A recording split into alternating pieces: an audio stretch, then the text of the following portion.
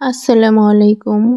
চলে আসলাম আপনাদের সাথে নতুন আরেকটি ভিডিও শেয়ার করতে। আজকে কি রান্না হবে সেটাই আপনাদের মাঝে শেয়ার করব। অনেক দিন ধরে আমার পোলাও খাইতে ইচ্ছে করছিল, সেজন্য আমি পোলাও রান্না করব। পোলাও রান্না করার জন্য প্রথমেই এলাচ, দারচিনি, তেজপাতা ও পেঁয়াজ দিয়ে দিলাম আর পরিমাণ মতো তেল। এখন পেঁয়াজগুলো ভাজা হয়ে গেছে। এখন পোলাওয়ের চালগুলো দিয়ে দিচ্ছি। আমি কোনো মাপ দিয়ে পোলাওয়ের চাল নিইনি, আন্দাজি নিয়েছি যতটুকু চাল ছিল ঘরে। সেজন্য পানিও আমি এখন মেপে দিতে পারবো না, আন্দাজ করেই দিতে হবে। মনে হচ্ছে আর একটু পানির পরিমাণ বাড়িয়ে দিতে হবে, না হলে চালগুলো ফুটবে না। এখন আমি আর একটু পানির পরিমাণ বাড়িয়ে দিব।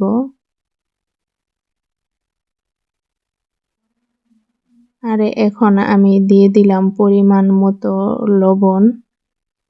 এখন ঢাকনা দিয়ে ঢেকে উল্টিয়ে নেড়ে দিব।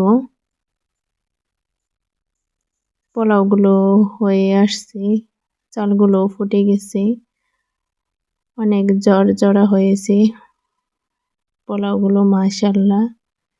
এখন আমি পোলাওগুলো নামিয়ে তারপরও অন্য রান্না বসাবো। পোলাও নামিয়ে আমি এর ফাঁকে দুধগুলো জাল করে নিচ্ছি। তারপর আমি রোস্ট রান্নার জন্য মুরগির মাংসগুলো রেডি করে নিব। এখানে আমি 3 পিসে মাংস নিয়েছি পোলট্রি মুরগির।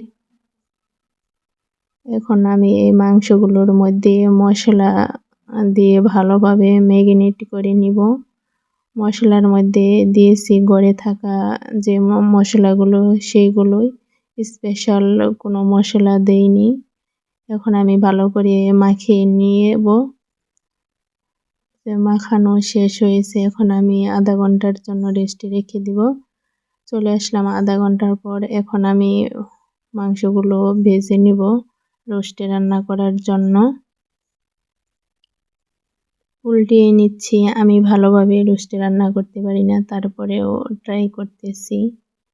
এর আগে অবশ্যই একবার রান্না করেছিলাম। এখন আমি তুলে নিচ্ছি। ভাজা হয়ে গেছে।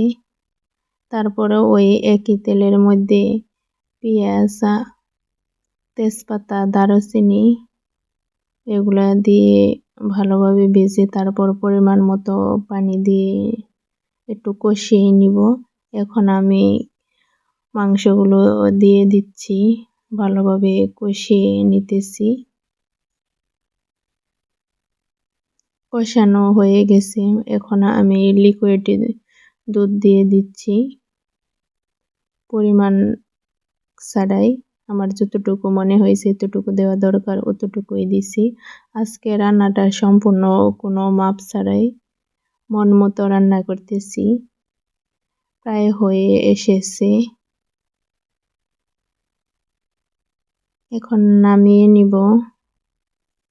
কত সুন্দর কালার চলে আসছে। আজকে রান্নাগুলো হচ্ছে পোলাও, রোস্ট। এখন আমি খাবো, সেজন্য বেড়ে নিলাম। আজকের ভিডিওটি এই পর্যন্ত। আল্লাহ হাফেজ।